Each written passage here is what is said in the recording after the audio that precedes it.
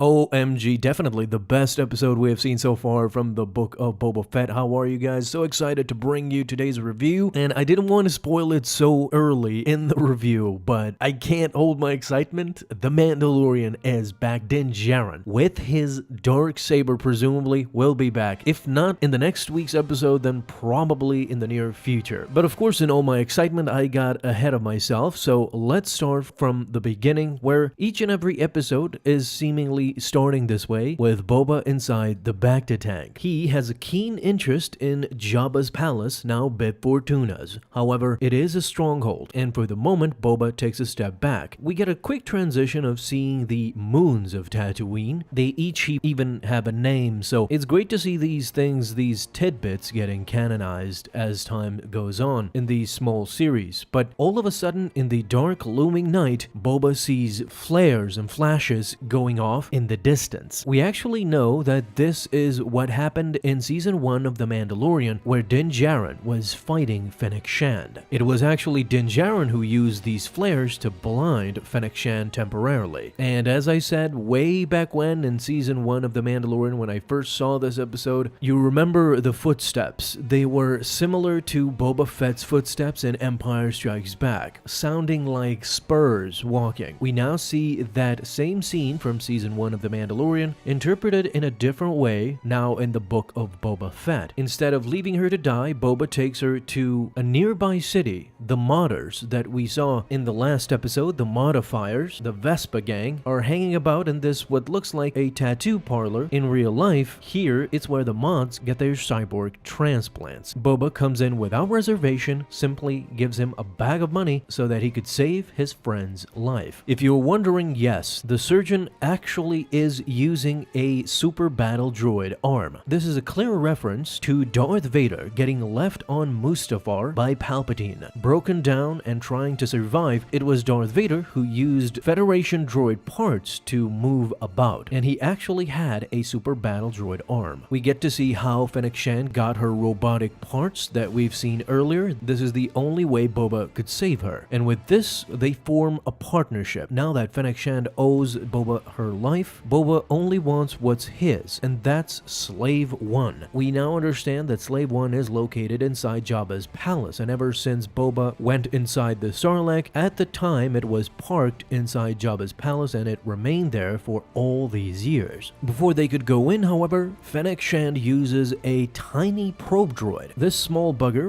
goes inside and basically maps out the entire interior together with how many guards are inside. Boba Fett, knowing that he will get his ship back, we get to see an emotional scene between him and his Bantha. His Bantha is actually refusing to leave as Boba wants to release him to freedom. And in Legends material, the Bantha was actually very connected to its rider. So much so, if its rider would die, she would die together with him. Using a secret way in, Fennec Shand and Boba go inside Jabba's palace, and this is where we get to see an old friend and a new friend inside the kitchen of Jabba's palace. The old friend is EV-99 with voice and all. It was so nostalgic to hear his voice again, so he was the one who was torturing droids back in the day. The new cook droid is the new talk of the town. The fans are calling him Clevis because he looks like General Grievous with all those arms, and he has all those cleavers, so clever, I guess. General Clevis? Hello there. It is EV-99 who discovers Boba and Fennec Shand. With this ensues a fight. EV-99 is quickly dispatched, and Clevis, in his menacing, threatening manner, Fennec Shand simply goes behind him and cuts off its head. And of course, the cutest droid ever, the Lep droid that Boba called a quick little bugger, who actually ends up working for Boba later on. The palace guards try their best to stop Boba and Fennec Shand, but of course, nothing could stop Boba's determination, especially something from his past that belonged to his father. In the end, Boba Fett escapes Jabba's palace together with Fennec Shand and his ship Slave 1. Now, did you think he would waste a lot of time? I don't think so, because without hesitation, he immediately goes for the Kinto Striders. As they're strolling around in what they claim is their own territory, Boba sneaks behind them with Slave 1 and brutally massacres and blasts them to death. I want to say one quick thing, that throughout all these episodes we have seen a more mature and well-mannered Boba. This time though, we saw the true Boba Fett behind the wheel of Slave 1 without showing emotion, without words, without anything. He simply gunned down his enemy and went about his way. There's a question that has been looming for a while, and that's why Boba Fett simply didn't go for Cobb Vanth throughout all those years to take back his armor. Well, for one thing, he was rehabilitating with the Tusken Raiders through all these years, and we clearly hear from Boba Fett that years have gone by. However, now we understand that Boba does not remember the Jawas stealing his armor. In fact, that whole journey is just fuzzy to him, so he actually thinks that his armor is still inside the Sarlacc pit. We get a quick mention of Beskar armor and how it cannot be dissolved even by the Sarlacc. As Boba approaches the mouth of the Sarlacc with Slave 1, we get a jump scare from the creature inside the Sarlacc with the tentacles that was added in the special edition of the original trilogy. Boba tries his best to escape the tentacles, and it's not until Fennec Shand releases a seismic charge, the fans' favorite weapon of Slave 1, that ends up inside the mouth of the Sarlacc, and once and for all, the Sarlacc is dead. Boba got his retribution, and with that, he killed not only the Kenton Striders, but the infamous Sarlacc that has dreaded us fans through all these years. Now, that scene was pure fan service, and I'm all here for it. The seismic charge inside the Sarlacc's mouth, it screams fan service. I would have liked for Boba to have pressed that button, and officially from his hand, the Sarlacc should have died, but it's just a minor detail that thought about. Even Boba tells Fennec Shand to not push his buttons again. And afterwards, it is loyalty that Boba gets from Fennec Shand. She gets to be beside Boba now. And with those memories gone, Boba finally is all healed up completely from the Bacta tank. So this, in a sense, means that there will be no more flashbacks. Boba wants to get up. He knows what he has to do next. And in the cantina, hatred is brewing. Chrysanthemum is drinking relentlessly and even looks a bit drunk. He is looking at the Trandoshans, and if any of you don't know,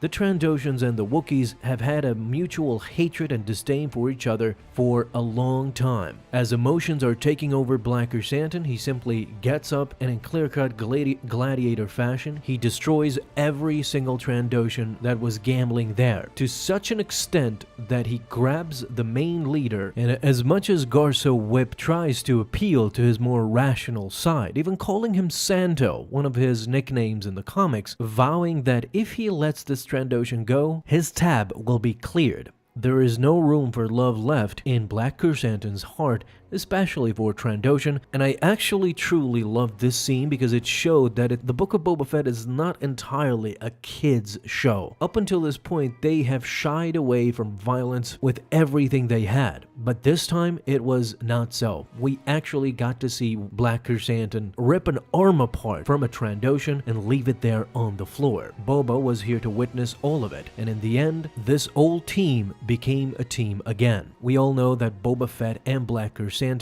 worked together back in the day for Jabba the Hutt and anybody who would give them a job, such as Darth Vader as well. Now they reunite again as Boba offers Black Chrysanthemum a job to protect him. It must come to a final resolution. This was seen in the trailer. All the families gathered together, having no faith basically in Boba Fett. What we didn't see in the trailer, however, was that they were eating just below the cage of the new Rancor, and it was a very boss move for Boba Fett to place the table right beneath the Rancor, because when they start doubting him, the Rancor scares the living ish out of everybody, and Boba dismisses their fears as just the Rancor being hungry, getting them to sit back on the table with fears in their hearts. The agreement that is bartered between everybody is Boba simply wants from all these families to remain neutral when the Pike Syndicate comes with their offers, in an attempt to betray Boba. All three families agree, however, nobody was inclined to believe them, not even Boba Fett and Fennec Shand, as we see later in the balcony. Boba simply knows his strategy in knowing that the families are not naive enough to let the Pike Syndicate slowly but surely occupy the entire planet. That's why in the end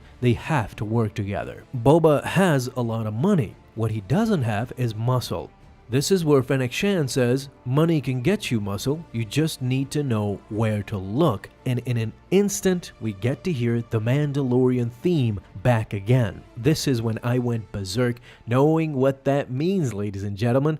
In the next episode, or in the next few episodes, somewhere along those lines, Mando, together with his Darksaber, who knows, maybe he is even the ruler of Mandalore by now, he will come with a bunch of Mandalorians trying to protect one of his closest friends, Boba Fett, and his new throne. This was quite amazing and a great episode. After 3 mediocre episodes, it finally feels like things are about to start off after episode 4, so we have 3 more episodes left, episode 5, 6, and 7. I can't wait for those too, so guys, let me know what did you think about this episode down in the comments. Thank you guys so much for watching this video, and if you enjoyed, leave a thumbs up down below, subscribe for dailies.